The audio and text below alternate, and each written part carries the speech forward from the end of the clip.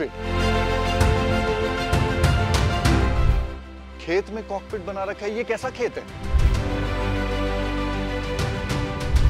तो ये आपका जो कंट्रोल रूम है, ये basically heart of your farm है।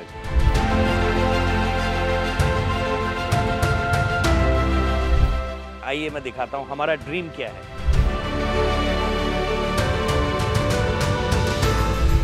टेस्ला बॉट्स आ चुके हैं, रोबोट्स आ चुके हैं। ये भाई साहब जो हैं, ये भी वहीं से आए हैं। हम यहाँ पे प्रिसिशन फार्मिंग करते हैं, पिक्सल लेवल पे काम।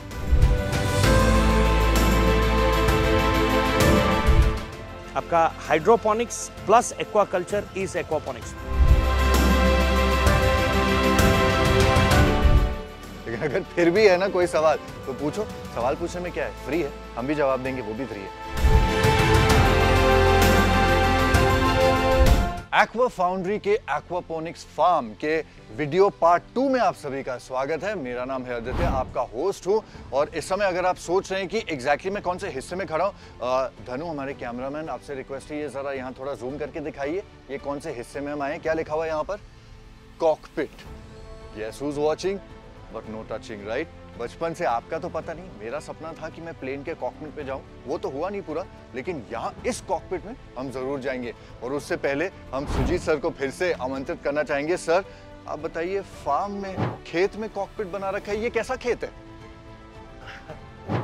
जो हम लोग जिस टाइप का खेती कर रहे हैं, इसको बिना टेक्नोलॉजी का नहीं कर सकते, क्योंकि जो जमीन पे खेती होता है उसमें क्या है कि आप नेचर के ऊपर डिपेंडेंट है। हम यहाँ पे क्या कर रहे हैं, हम नेचर को कंट्रोल और क्रिएटेड एनवायरनमेंट बना रहे हैं। इसमें डीप साइंस है, बहुत सारे एनवायरनमेंट के पैरामीटर्स हैं, और हम जो उगाते हैं, जैसे हमने बोला कि साल भर उगा सकते हैं, ईयर राउंड प्रोडक्शन होता है, राइट? उसको करने के लिए आपका न्यूट्रिएंट से लेके एनवायरनमेंट से लेके हर एक चीज़ के लिए आपको वो सारा डेटा देखना पड़ेगा, सारा पैरामीटर्स होना चाहिए। यानी अगर समर में हम विंटर का खेती कर रहे हैं तो एनवायरनमेंट हम कैसे बनाएं, तो वो सारा टेक्नोलॉजी के थ्रू से होता है। प्लस मैंने वहाँ पे पहले बोला था कि जीरो लॉस कैसे होगा, तो हर एक चीज़ यहाँ पे बिना टेक्नोलॉजी के नहीं होता, सब प्लान किया जाता है और हम प्रोसेस फॉलो करते हैं, और कंटिन्यूअसली यहाँ पे इनोवेशन चलता है अलग अलग प्रॉब्लम्स को सॉल्व करने के लिए। ओके। तो ये कॉकपिट इसलिए है क्योंकि यहाँ से हम पूरे फार्म को कंट्रोल करते हैं। सिर्फ यही का नहीं, हमारा जो दूसरा फार्म है, जो कंटेनर फार्म है, आप वो दिखा सकते हैं, जिसमें वहाँ पे क्या चल रहा है जी, वो भी हम यहाँ से कंट्रोल करते हैं। बेसिकली एक स्टेज में समझ लीजिए ये कॉकपिट यहाँ नहीं रहेगा, एक बड़ा सा कॉकपिट बनेगा। क्योंकि हमारा ड्रीम है कि सारे इंडिया के, पैन इंडिया के थॉट प्रोसेस से इंडिया के हर सिटी में, टायर 1 सिटीज फर्स्ट, हर जगह पे ऐसे फार्म्स हो। बट अगर आप कंट्रोल करेंगे, कैसे करेंगे? एक जगह से बैठ के करना पड़ेगा ना जी। सो जैसे प्लेन होता है, एक प्लेन में क्या होता है, अब बहुत सारे, अब उसका एवियोनिक सिस्टम होता है जिसमें कि बहुत सारे सेंसर, सारा एयर का स्पीड क्या है, विंड क्या है, ह्यूमिडिटी क्या है, ओके, सामने में कुछ ये होने वाला है क्या, तो वो सारा इन्फॉर्मेशन एक जगह पे देखता है, राइट? और वहां से सब कंट्रोल था। वैसे ही ये हमारा कॉकपिट है। तो ये आपका जो कंट्रोल रूम है, ये basically heart of your farm है। जो ऑटो मोड है वो सब यहाँ से हो रहा है। तो चलिए एक बार फिर से समय व्यर्थ ना करते हुए कॉकपिट के अंदर एंट्री लेते हैं, देखते हैं कि ये काम कैसे होता है, कहाँ से शुरू होता है और किस लेवल की टेक्नोलॉजी, एडवांस टेक्नोलॉजी का इस्तेमाल किया जा रहा है। तो सर, कॉकपिट के अंदर इस बार मैं आ जाऊं? हाँ जी। कॉकपिट में ले जाने से पहले मैं एक और चीज दिखाना चाहता हूँ, ये कॉकपिट क्यों बना है और किस तरफ हम जाना चाहते हैं। आइए मैं दिखाता हूँ हमारा ड्रीम क्या है जी। हमारा ड्रीम है फ्यूचर ह्यूमनलेस फार्म। जो कोई भी फार्म, ये एक फैक्ट्री है, तो फैक्ट्री में क्या होता है, ऑटोमेशन होता है। ऑटोमेशन के बाद में है, नेक्स्ट है ऑटोनॉमी, यानी ऑटोनॉमस। हमारा ड्रीम है ह्यूमनलेस फार्म बनाना। तो अगर एक ह्यूमनलेस फार्म बनाएंगे तो जो हम एनवायरनमेंट को बनाना चाहते हैं, क्या क्या है इसमें, हमारा एक है यहाँ पे एनालाइज, प्रेडिक्ट, सेंस, एक्ट। तो बहुत सारे सेंसर्स लगे हुए हैं, तो आपके बहुत सारे पैरामीटर्स है, जैसे कि air temperature, humidity, luminosity, pressure, dust, और बहुत सारे। पानी के वैसे ही हैं, यहाँ पे देखेंगे पानी का टेम्परेचर क्या है, अमोनिया लेवल कितना है, नाइट्रेट ज्यादा हो गया क्या, उसका TDS, pH, ओके, ये सारा चीज चाहिए। जैसे इलेक्ट्रिकल कंडक्टिविटी, अगर इलेक्ट्रिकल कंडक्टिविटी पानी में कम हुआ तो रूट प्रोपगेशन नहीं होगा। तो आपको रूट प्रोपगेशन, शूट प्रोपगेशन, दोनों के लिए ये सारा पैरामीटर्स पूरा बैलेंस हुए में चाहिए। तो उसका सबका रेंज है, तो वो मॉनिटर करना पड़ेगा, इसलिए हमारे पास सेंसर्स हैं। नाउ ये पूरे फार्म को चलाने के लिए, जैसे मैंने बोला कि ये जो सिस्टम है, हम लोग एक्चुअली एक्वापॉनिक्स में आप कपल्ड और डीकपल्ड बना सकते हैं। जैसे एक छोटा सिस्टम है घर का, अगर आप देखेंगे यहाँ पे नीचे मछली पेट, ये सर्कुलेशन चलते रहता है कंटिन्यूअसली, पानी रूट के थ्रू जाता है, तो रूट का एरेशन वगैरह होता है ना। ये जो चलता है ये कैसे चलेगा, इसको मैनुअली कोई ऑन नहीं करता। तो यहाँ पे अगर आप देखेंगे 33 हमारे पास सिस्टम है, तो 33 सिस्टम का चलने का जो कंट्रोल सिस्टम है वो सारा यहाँ पे, चलिए वापस आते हैं। तो ये बहुत क्रूड और रूडिमेंट्री वे में हमने बनाया है, क्योंकि सबसे बड़ा चीज है हम खर्चा करते हैं इक्विपमेंट्स पे, पेड़ पे, दिखावा पे नहीं करते हैं, और हम जितना हो सके रिसाइकल करते हैं। तो ये प्लेटफॉर्म बनाया हुआ है, यहाँ पे हम लोगों का कंट्रोल सिस्टम्स अगर आपको दिखाऊं, ये देखिए, ये है आपका कंट्रोलर जो पूरे फार्म को कंट्रोल करता है सारे, क्योंकि यहाँ पे खाली सर्कुलेशन नहीं है, समर में आपका टेम्परेचर बढ़ जाता है, तो हमारा स्प्रिंकलर सिस्टम है और इंटरसर्कुलेटरी फैंस है। वो फैंस भी टेम्परेचर अगर एक स्टेज पहुंच गया तो वो ऑटोमेटिकली ऑन होता है, तो वही है। तो ये है, ये सब हम बनाते हैं। ओके, उसके बाद में यहाँ पे हमारा सेंसर है और वो डायरेक्टली मॉनिटरिंग सब हम इधर पे करते हैं। सो लाइव मॉनिटरिंग चलता है कि, और कहीं पे कुछ गड़बड़ हो तो अलर्ट यहाँ पे आ जाता है कि ये अलर्ट थ्रेशोल्ड से ज्यादा हो गया या ये चलना चाहिए था पंप नहीं चला, तो उसको उसमें जाके ह्यूमन एक्शन चाहिए जी। तो और यहाँ पे अगर देखेंगे तो क्योंकि हम लोग ये रोबोटिक्स का है, मैं पूछने वाला था इनके बारे में। हाँ, सो ये कैलिब्रेशन चल रहा है। सो ये बेसिकली अगर आप देखेंगे ये है हमारा वो रोबोटिक आर्म्स, जो अगर आप देखेंगे सो ये देखिए, तो ये ऊपर जाता है, नीचे आता है, इसमें कैमरा लगा हुआ है। अच्छा। और ये नीचे और ऐसे जा सकता है। अच्छा। सो हमारा प्लान है पूरे रो में हर जगह पे ये लगेगा और ये कंटिन्यूअसली इमेजेस लेता रहेगा। इमेज लेने के बाद क्या इमेज लेता है, जो पिक्चर लेके बताता है। जैसे इंसान पत्ते को, पेड़ को देखता है, उसका कुछ हुआ है तो उसके हिसाब से वो एक्शन लेता है ना जी। सेम चीज हमारा यहाँ पे अगर आप देखेंगे तो हम ये देखिए, यहाँ पे हमारा वो इमेजेस आता है और उसमें वो डिटेक्ट करता है कि किसमें कौन सा डिजीज, पेस्ट कितना हुआ है। ओके, सो उसके हिसाब से नेक्स्ट जो हम लोग काम कर रहे हैं उसमें क्या एक्शन लेना चाहिए, मतलब बिल्कुल माइक्रो लेवल तक। यस, माइक्रो लेवल तक। ओके, सो वो डिटेक्शन होने के बाद जो आर्म डिसाइड करेगा, ये आर्म वहां पे लगना है, काम अभी भी चल रहा है। जो क्या करेगा, क्योंकि हम लोगों का सिस्टम है, हम बेस्ट पार्ट है जो पेस्टिसाइड क्यों अप्लाई करते हैं फार्म में। लोग पेस्टिसाइड इसीलिए अप्लाई करते हैं क्योंकि उनको पता नहीं चलता। जब पहले बार पेस्ट इन्फेस्टेशन एक प्लांट में हुआ, अगर आप उसको निकाल के फेंक देंगे तो भी आपका पूरा फसल बच जाएगा। उनको पता लेट में चलता है, तो वो मास में स्प्रे करते हैं पेस्टिसाइड, इसीलिए केमिकल हमको खाने को मिलता है। अगर हमारा अर्ली डिटेक्शन हो गया तो जो आर्म है वो उसको रिमूव कर देगा। अच्छा, ओके, रिमूव करके क्वारंटीन करेगा, या फिर इसमें हमारा फिट होगा जो ऑर्गेनिक पेस्टिसाइड्स वगैरह, हम लोग उसको अग्नियास्त्र बोलते हैं, अलग अलग नाम सब दिया हुआ है जो स्टैंडर्ड लोग यूज करते हैं। लहसुन बेस्ड और ये ह्यूमिक एसिड वगैरह राइस से बनाया जाता है, सब ऑर्गेनिक वे, वो सिलेंडर्स में रहेगा, वो वहां पे स्प्रे करेगा और प्लस डेली एक्सपेरिमेंट खुद ही करेगा। वही हमारा प्लान है। तो ह्यूमनलेस इसीलिए करना चाहता है, एक स्टेज के बाद में इंसान नहीं होगा, नया पेस्ट आएगा, सारा इंफॉर्मेशन नॉलेज आपका डेटाबेस में रहेगा और जो एआई सिस्टम है हमारा, उसके हिसाब से वो एक्शन लेगा। मतलब आजकल न्यूज में वैसे भी बहुत चर्चा चल रही है ना कि टेस्ला बॉट्स आ चुके हैं, रोबोट्स आ चुके हैं। ये भाई साहब जो हैं ये भी वहीं से आए हैं?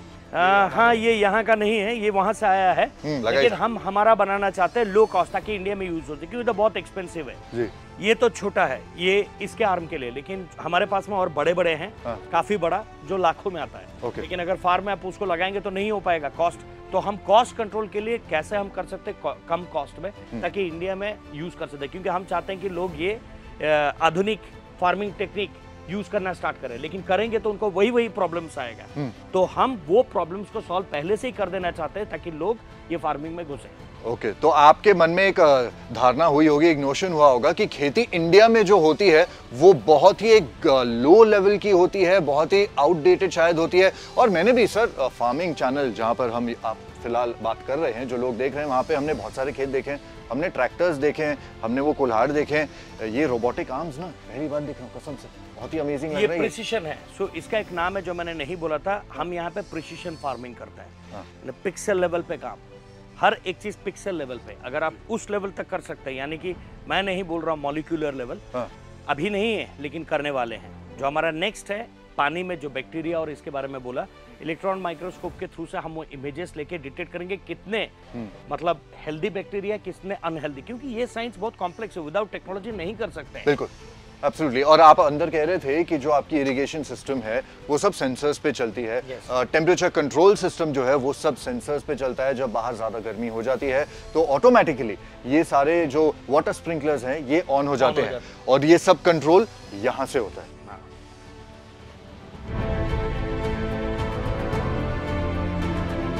एक्वापॉनिक्स का बेसिक चीज क्या है? एक्वापॉनिक्स मतलब ये दो पार्ट में डिवाइडेड है। आपका hydroponics plus aquaculture is aquaponics. तो अगर आप देखेंगे ये है आपका प्लांट्स वाला पार्ट, नीचे मेन जो लेबर है हमारे वो है फिश, जो हमेशा काम करते रहते हैं। उनका काम क्या है? खाना खाना, यूरिनेट करना, और एमोनिया गिल से भी निकालना और प्लस न्यूट्रिएंट्स उसका पूप से निकालना। तो जो सारा न्यूट्रिएंट है प्लांट का, जो अगर आप देखेंगे प्राइमरी और सेकेंडरी न्यूट्रिएंट्स, राइट?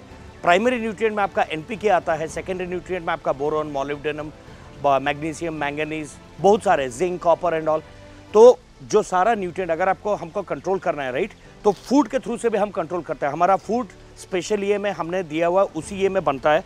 ये फिश फूड ये खाते हैं और उनका जो वेस्ट निकलता है वो सिस्टम में रहता है ये पानी में। और यहाँ पे हमारा एक फिल्टर है, अगर आप देखेंगे यहाँ पे ये मैकेनिकल फिल्टर है और वहीं पे बायो फिल्टर भी है, ये दोनों है। सो इसमें क्या है कि सॉलिड वेस्ट इसी में रहता है और जो बायोफिल्टर के मीडिया है वहाँ पे आपका जितने बैक्टीरिया है वो मल्टीप्लाई करता है और वही आपका कन्वर्ट करता है आपका, जो कि प्लांट्स कंज्यूम कर सकता है, जो लेकिन कभी कभी कम पड़ता है। तो इसका नेक्स्ट फेज है, अभी एक्वापॉनिक्स कॉम्प्लेक्स है इसीलिए कोई घुसता नहीं है। तो नेक्स्ट है, जैसे कि आपका हाइड्रोपॉनिक्स है, एक्वापॉनिक्स है, वैसे ही नेक्स्ट आ रहा है इस बायोपॉनिक्स जो हमने स्टार्ट कर दिया है, उसके बारे में मैं बताऊंगा। क्योंकि अगर एक्वापॉनिक्स करना है तो आपको एक्सपर्टाइज किस में चाहिए? हाइड्रोपॉनिक्स वाला पार्ट समझ में आना चाहिए प्लस एक्वाकल्चर वाला पार्ट भी समझ में आना चाहिए। तो दोनों मिला के कर रहे हैं। तो अगर आप देखेंगे बायोपॉनिक्स का मैं बताता हूं, चलिए।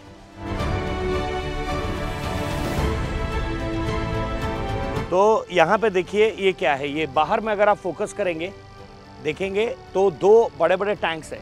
ये फार्म से जितना भी वेस्ट आता है वो सारा वेस्ट इसके अंदर में जाता है। तो बैक्टीरिया आपके दो टाइप के होते हैं, एक होता है एरोबिक, एक होता है एनारोबिक।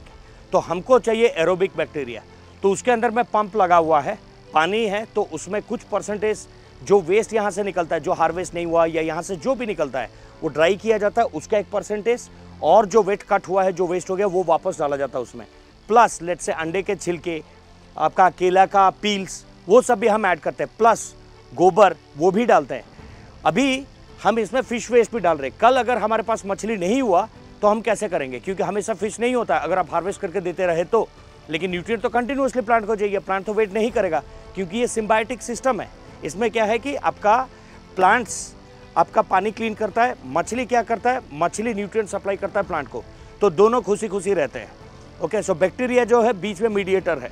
ओके, सो लेकिन थोड़ा सा इम्बैलेंस हुआ तो एक्वापॉनिक सिस्टम फेल है। तो उसको अवॉइड करने के लिए, क्योंकि हाइड्रोपोनिक्स बहुत कॉस्टली है, स्टार्टिंग में आप करना स्टार्ट कर देंगे, प्रोडक्शन होगा, लेकिन उसका जो न्यूट्रिएंट का कॉस्ट बहुत ज़्यादा है। तो एक्वापॉनिक्स में क्या है कि टफ है, इनिशियल इन्वेस्टमेंट ज़्यादा है। ये सब चैलेंजेस को अवॉइड करने के लिए अभी जो रिसर्च हुआ है, जिसमें कि आप सेम ही चीज़ करो लेकिन जिसमें आपका फिश का भी जरूरत नहीं है, फिश को अलग से कल्चर करो, उसका वेस्ट लाओ और प्लांट्स का सारा जितना वेस्ट है उसको मिलाओ और वहाँ पे वो एरेटेड चैम्बर्स में रहता है। वही जो न्यूट्रिएंट आपका 3 से 4 वीक के बाद में वापस आता है, ये है हमारा बैक्टीरिया इनोकुलेशन चैम्बर्स। यहाँ पे क्या है, जो बैक्टीरिया हमको चाहिए, एनपीके आपका प्राइमरी होता है, राइट, तो हम लोग उसी के बैक्टीरिया इसके अंदर में सब रखे हुए हैं, लाइव है वो। ओके, सो एरेटर्स में ये चलता रहता है। सो जिसमें ये है केएसबी, पीएसबी और NSB. KSB is like potassium solubilising bacteria, ये है फास्फोरस सोल्युबलाइजिंग बैक्टीरिया, ये है nitrosomonas bacteria, nitrogen solubilising bacteria. तो हम ऐड करते हैं अगर कम पड़ गया तो, ताकि वो रेप्लिकेट कर सके। इनका फीड क्या है, वहाँ से वो जो बाहर से वो पानी में आता है। फिर यहाँ से जहाँ पे हम पैरामीटर्स जब पानी का चेक करते हैं, जिसमें कम हो गया, राइट, तो वो चीज़ हम उसमें सप्लीमेंट करते हैं। अगर बैक्टीरिया का उसका क्वांटिटी जो डेंसिटी होना चाहिए अगर वो कम है, तो प्लांट में जब हम देखते हैं डेफिशिएंसी तो हमको पता चल जाता है, उसके हिसाब से बढ़ाया जाता है। वाह, ये कहावत सुनिए ना, beauty lies in its detail, in the smallest detail. Sir मैं बता रहा हूँ, इतनी ज़्यादा डिटेल में आपने इन्फॉर्मेशन दी है, इतना अच्छी तरह से सब समझाया है कि मुझको नहीं लगता कि किसी भी व्यूअर के मन में कोई ऐसा सवाल होगा, बच जाएगा जिसका जवाब पहले से आप नहीं दे चुके हैं। लेकिन अगर फिर भी है ना कोई सवाल, तो पूछो, सवाल पूछने में क्या है, फ्री है, हम भी जवाब देंगे, वो भी फ्री है। बिल्कुल।